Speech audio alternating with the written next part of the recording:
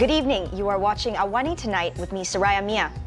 Confusion on emergency ordinances. Takiyuddin says will answer next week.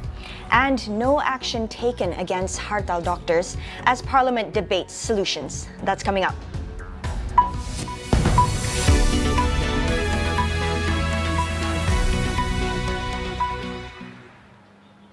Matters related to the revocation of the emergency ordinances continue to be a hot topic at the Dewan Rakyat today, with several opposition MPs demanding immediate clarification.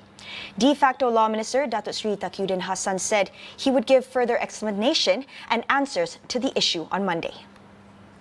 Saya tertakluk kepada petua yang dipetua semalam yang meminta saya memberi penjelasan pada hari Isnin. Penjelasan. Petua sekarang ini. Berkenan ataupun tidak. Itu je. Berkenan ataupun tidak. Awang berkenan ataupun tidak. Itu je. Sekarang 36 orang. Mengelirukan Dewan. Yes or no? Yes or no?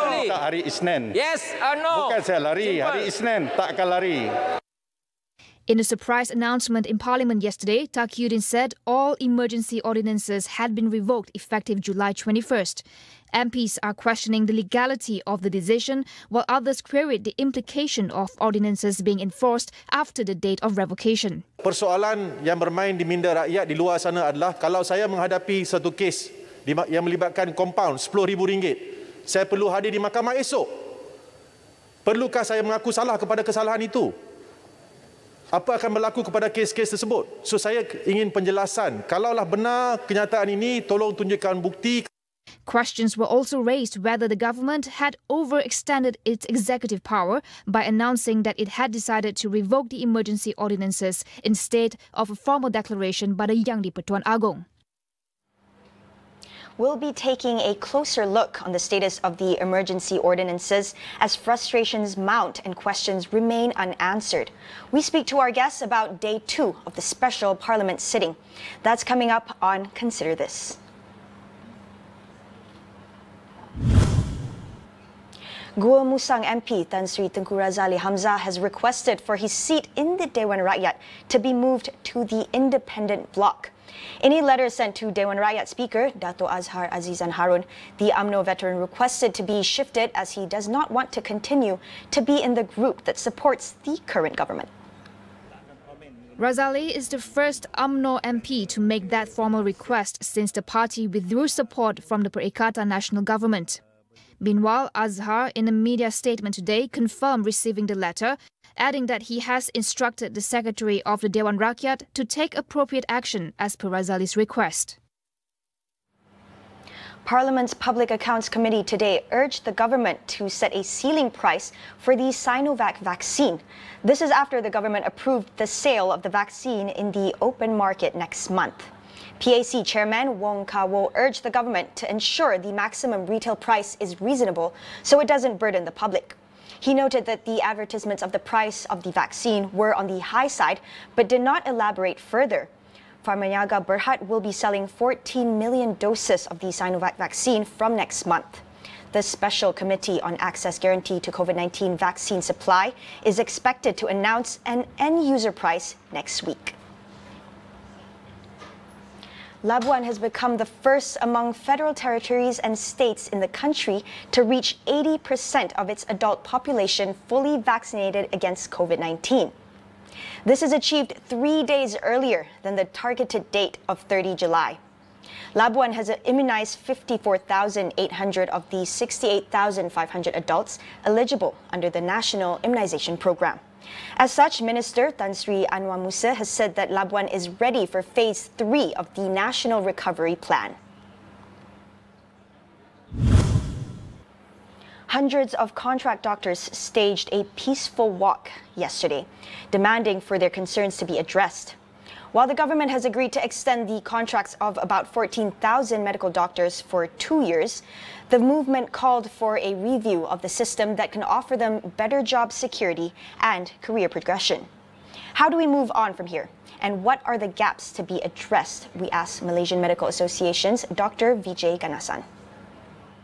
I think generally this 1.2 billion should not be seen as a cost or a liability, but in fact, this is the future healthcare that we're actually speaking about. We are talking about specialists that we are going to obtain in the years to come. We are talking about doctors who are actually going to be treating us in years to come. So as we have already clearly mentioned, according to the OECD, that our numbers are actually just about 1/3 compared to other countries that are implementing the contract system. So before we think about downsizing or before we think about limiting our budgets on healthcare, I think what we also need to take into consideration is the needs of healthcare of the country. If Malaysia is not going to be healthy, then we can forget about the economy of the country as well. So I think health should be given a specific priority. Dr. Vijay adds that it's important for all parties to sit together to come up with a solution and to avoid further delays. Now, one of the main reasons that has actually brought to this frustration was actually a lot of delays and a lot of uncertainty. So if we can actually all sit together, policy, get the sentiment from the ground. We also need to listen to the doctors. We need to listen to the government. Come together, even perhaps a town hall or something where we can actually come to a joint discussion and come to a conclusion of this issue. I think that's best, because while we complain that the country's health is at stake, what are we doing about this? So we need to move quick. We need to move fast. We need to get together with multiple parties and come with a solution. As Parliament is in session, Dr. Vijay appeals for those in power to discuss and come up with policies that will solve the real issue at hand.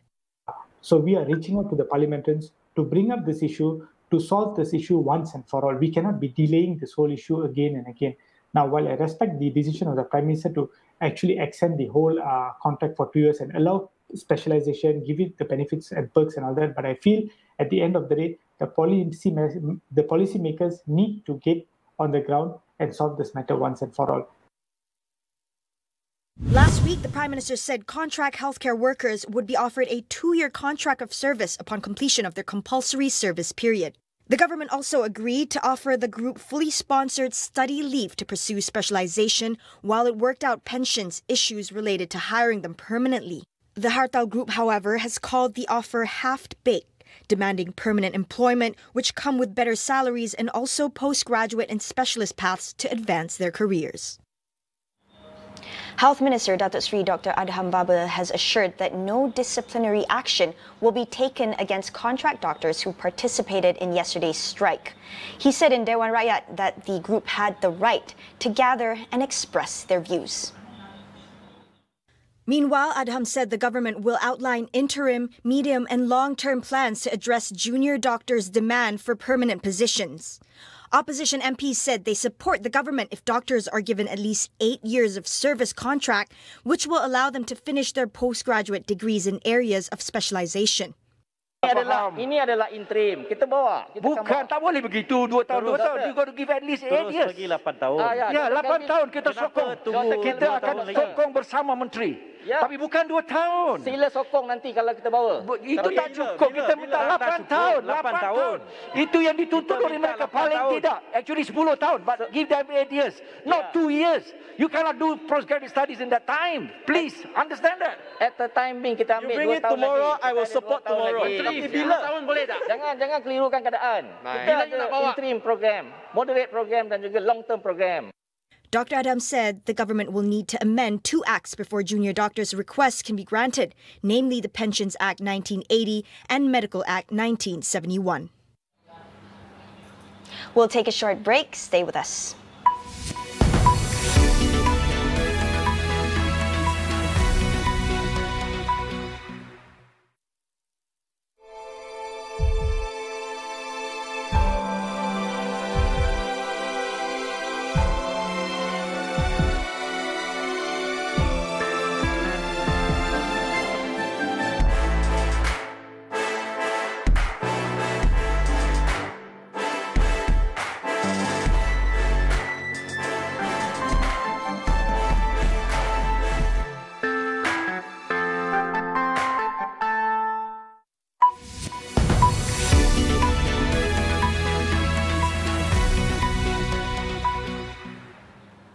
Welcome back. The number of unemployed graduates increased by 22.5% in 2020 compared to 2019. According to data released by the Statistics Department today, 202,400 graduates were unemployed last year. Chief Statistician Datuk Seri Dr. Muhammad Uzair Mahidin, citing the Graduate Statistics 2020, said it was due to an unfavourable economic environment last year and its consequences to the overall labour market situation. Hence, he said the graduate unemployment rate for 2020 went up by 0.5 percentage points to 4.4%, as against 3.9% in the preceding year. According to Uzair in a statement, more than 75% of unemployed graduates were actively seeking work, whereby almost half were unemployed for less than 3 months. Graduates in the report are defined as individuals with the highest certificate obtained from universities, colleges, polytechnics, recognized bodies, or equivalent with a study duration of at least 2 years.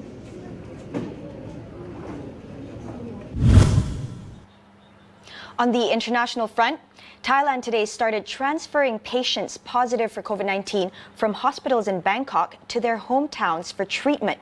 This is to ease the burden on the capital's overwhelmed healthcare system as it runs short of ICU beds. A train with more than 100 patients and medical workers left a station in Bangkok's northern outskirts for the northeast to drop off patients to hospitals in 7 provinces. The government said they would continue the initiative until all patients without hospital beds in the capital had been moved. Meanwhile, Bangkok authorities plan to convert 15 disused railway carriages into a 240-bed COVID-19 isolation ward for patients with less severe symptoms. Australia's Victoria state will lift their strict lockdown after curtailing the spread of COVID-19. Neighbouring New South Wales, however, faces extension of restrictions after daily new cases spiked to a 16-month peak. New South Wales Premier Gladys Berejiklian said a decision whether to extend the 5-week lockdown will be taken this week, but with less than 13% of the state's population fully vaccinated, curbs are expected to remain. The state reported 172 COVID cases in the past 24 hours.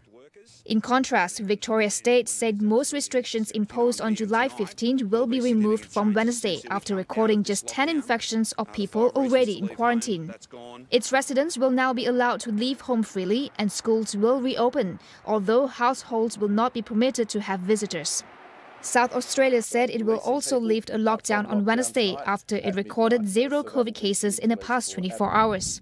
More than half of Australia's near 26 million population has been in lockdown in recent weeks after an outbreak of the highly infectious Delta variant took hold in several states. Tropical storm Nepartak makes its way towards Japan and the Olympic Games today, disrupting events with rain and strong wind. This forced organizers to reschedule rowing and archery over concerns of high winds with gusts of up to 108 kilometers an hour. The storm was originally headed for Tokyo, but shifted north and expected to make landfall around Miyagi early tomorrow. Miyagi and neighboring Ibaraki are hosting several Olympic events. Today, the approaching storm brought wind and rain to parts of Japan's east coast, disrupting the women's triathlon in Tokyo. Japan's typhoon season runs from May to October and peaks in August and September. Hong Kong's High Court convicted a man today in the first trial conducted under a national security law imposed by China to stamp out dissent. 24-year-old Tong Ying Kit faces a maximum sentence of life imprisonment after 3 judges selected by Hong Kong's leader found him guilty of secession and terrorism. The former waiter was found guilty of driving his motorcycle into 3 riot policemen while carrying a flag with the protest slogan, "Liberate Hong Kong, Revolution of Our Times," on July 1st last year. Prosecutors said Tong committed terrorism when he used his vehicle to pursue a political agenda, coercing the government or intimidating the public. Tong is one of more than 120 people arrested under the city's national security law. That is all we have for you on AWANI tonight. Get the latest news updates on COVID-19 and COVID-19 vaccines from astroawani.com and Astro AWANI app. I'm Saraya Mia. We'll see you again